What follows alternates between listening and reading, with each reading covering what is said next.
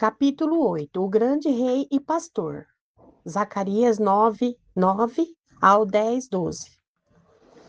Para ler e meditar durante a semana. Ezequiel 34, sobre maus pastores. Zacarias 9, do 9 ao 10, o rei vem de Sião. Isaías 40, o poderoso pastor. Mateus 2, 6, o pastor de Israel. Jó 10, o bom pastor. Mateus 9, 36, o pastor compassivo. E Apocalipse 5, o cordeiro vitorioso. Introdução. As falsas religiões e falsos ídolos estão por toda parte, tentando minar nossa confiança em Deus. Precisamos identificá-los e combatê-los, caso contrário, estaremos sujeitos à sua força destruidora. Vimos na lição anterior Zacarias repreendendo de forma contundente a falsa religião dos judeus. No capítulo 9, do 9 ao 16, lemos sobre a vinda do rei associada à restauração do povo de Deus. O capítulo 10 começa com a denúncia da péssima liderança. Versículo 1 do 3a. Mas segue-se a descrição do cuidado pastoral do Senhor e seu efeito para Israel. 10, 3b, 12. 1. Com o convite à oração. A profecia de 9.9 foi cumprida na entrada triunfal de Jesus em Jerusalém. Mateus 21, do 4 ao 5. Como rei, Cristo é prometido. Vem, justo, vitorioso, salvador. Veja Salmo 18:50. Humilde é o rei que vem em defesa do seu povo. 9 e 10. Sendo seu reino sem fronteiras. Salmos 72:8. Será possível vislumbrar neste mundo quebrado alguma antecipação dessa maiúscula restauração? Nos dias de Zacarias, o povo não experimentava prosperidade, conforme Ageu 1.6. Trabalhavam, mas colhiam muito pouco. Como confiar que viria um período de grandes e fartas colheitas? Zacarias diz que a chave para isso é a dependência de Deus em oração. Deus é o pastor amável que responde à oração e manda chuva para fazer o campo produzir alimento. Versículo 1. Ele é quem graciosamente nos dá o pão de cada dia, e isso em resposta à nossa oração. Mateus 6:11. Tiago lembra que a oração de Elias pedindo chuva para a terra seca de Israel foi atendida pelo Senhor. Tiago 5, do 17 ao 18. Peça chuva ao Senhor e ele lhe dará chuva. Mas lembre-se de que tal oração deve estar acompanhada de um coração arrependido e quebrantado.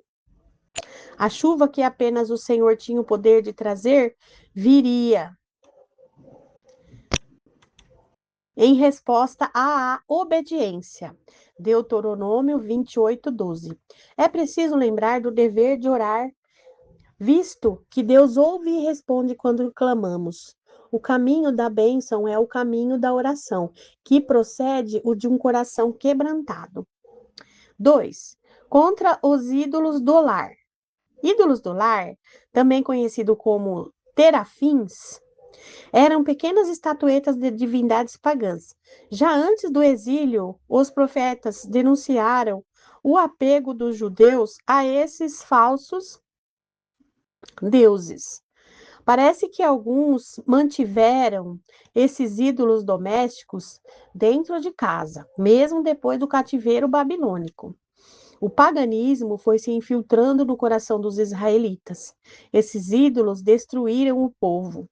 Observe qual a consequência da influência deles no versículo 2. Por isso anda o povo como ovelhas, aflito, porque não há pastor. 3. Encorajamento do bom pastor. No Antigo Testamento, pastor é um termo que se aplica aos governantes da terra e ao próprio Deus. O Senhor condena os maus líderes de Israel. Jeremias queixou-se dos pastores de seu tempo. Jeremias 10:21. Mas o Senhor é o pastor que nunca destrói ou desampara seu rebanho. Ele afirma que punirá esses maus pastores. V3. Que boa notícia! Os falsos pastores deixam as ovelhas à mercê da idolatria. Deus, por sua vez, cuida do seu rebanho, a casa de Judá. Quem precisa de um ídolo quando temos o Senhor Deus como pastor? Ah, o grande pastor. No versículo 4, com 3 imagens, Zacarias diz que Deus levantará um líder supremo que vai guardar a vida de suas ovelhas. Ele vai fazer pelas ovelhas o que os outros líderes, governantes e pastores não fizeram. 1. A pedra angular. Note que esse verdadeiro líder será a pedra angular. Essa imagem é emprestada de passagens como Salmos de 118, 22 e Isaías 28, 16. Jesus cita esse versículo em Mateus 21, 42, para dizer que ele é a pedra angular. O apóstolo Pedro afirma que Cristo é essa pedra citada no Antigo Testamento. 1 Pedro 2, do 6 ao 7. Jesus é a pedra angular. Em sua obra de expiação, ele é a pedra que foi rejeitada e ferida, mas que se tornou o fundamento sobre o qual toda a igreja é construída. 2. A estaca da tenda. Depois, o grande líder é descrito como a estaca da tenda. Essa palavra é também usada em Isaías. Isaías 22, do 23 ao 24. A ideia dessa expressão é que tal pastor será tão estável e seguro que o povo poderá firmar sua esperança e expectativas nele. Ele será uma âncora para a alma. Podemos descansar nele, pois ele vai nos amparar com toda firmeza e quem nele se apoiar jamais será abalado. 3. O arco de guerra. Por último, Deus apresenta o futuro governante de seu povo como um arco de guerra. Ele será um guerreiro poderoso. Ninguém poderá opor-se a ele. Essa temática do combate espiritual e da conquista está bem presente em Zacarias. Deus é exaustivamente apresentado como o Senhor dos Exércitos. Jesus é descrito nas Escrituras, sobretudo em Apocalipse, como o forte comandante que triunfa sobre seus inimigos. Morte, pecado e diabo. Ele encerrará essa batalha em sua segunda vinda. B. Os líderes fiéis. Versículo 5. O Senhor também promete enviar outros para pastorear e cuidar de seu povo. Não os falsos pastores que entregaram as ovelhas para serem destruídas, mas líderes que pelejarão para manter os filhos de Deus protegidos contra todos os perigos. A fonte da força e da coragem deles está bem declarada aqui. O Senhor está com eles. Os líderes da igreja não precisam se atemorizar ou se acovardar frente aos desafios do pastoreio, pois o Senhor dos Exércitos vai adiante deles. A pedra angular, a estaca da tenda, o arco de guerra, o grande e bom pastor das ovelhas está conosco. Jesus Cristo deu a sua vida por amor às suas ovelhas. Ele mesmo se tornou como ovelha muda perante os seus tosquiadores, os quais cruelmente o pregaram no madeiro. Jesus entregou voluntariamente sua vida como sacrifício pelos nossos pecados. Mas a sua cruz foi também sua vitória. Ele venceu a morte e triunfou sobre todos os poderes deste mundo tenebroso. Ele é o Cordeiro que venceu, ao qual pertence o louvor e a honra e a glória e o domínio pelos séculos dos séculos. Apocalipse 5. Você pode lutar, porque o Senhor Jesus está com você. Amém. Conclusão. Há muitos querendo nos conduzir por caminhos errados. Não precisamos segui-los nem viver como ovelhas sem pastor. O bom pastor já veio. Devemos ouvir a sua voz e segui-lo, para repousar em pastos verdejantes, junto das águas de descanso. A solução de Deus para a ameaça dos lançadores de funda e de maus pastores é o rei que governa o seu povo e o bom pastor. Jesus Cristo, diferentemente dos maus líderes, ele é o pastor que cuida, alimenta, reúne e protege suas ovelhas, com o custo de sua própria vida.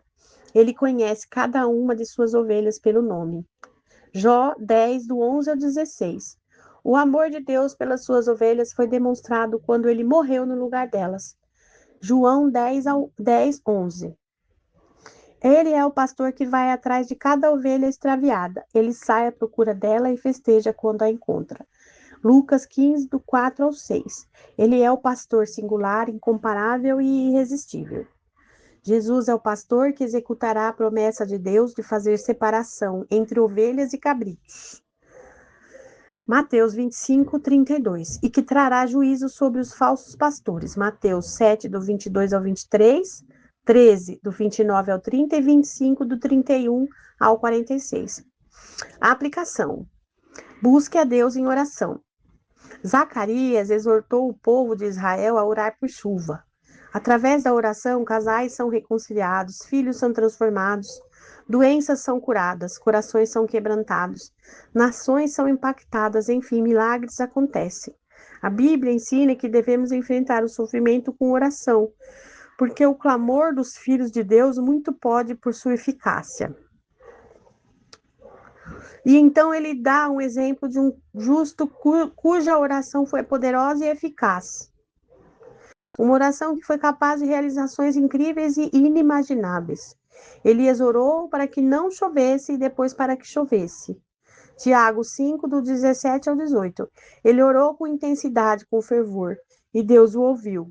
O que Elias experimentou através da oração também está disponível a você por intermédio de suas orações. 2. Identifique os ídolos do coração.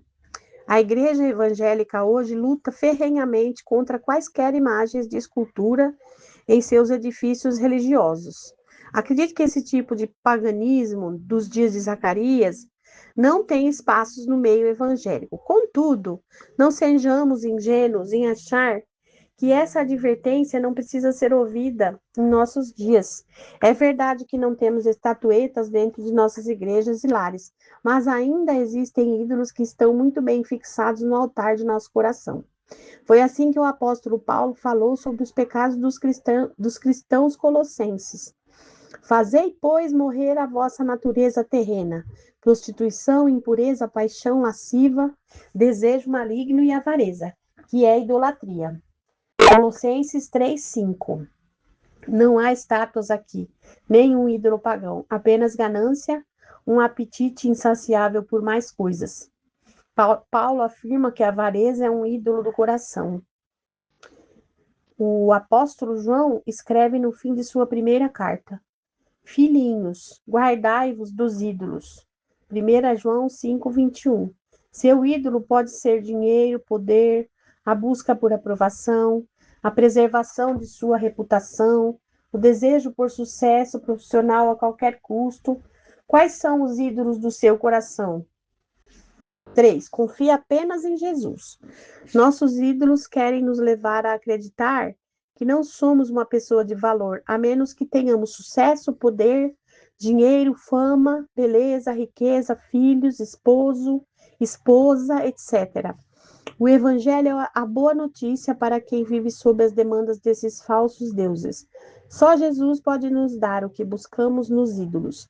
O Evangelho nos ensina que não precisamos construir a nossa identidade, a verdade sobre quem somos a partir de tudo isso. Não precisamos dessas coisas para nos sentir preenchidos e felizes. Muitos séculos atrás, Agostinho de Hipona, um dos grandes teólogos da igreja cristã, declarou: Fizeste-nos, Senhor, para ti, e o nosso coração anda inquieto, enquanto não descansar em ti.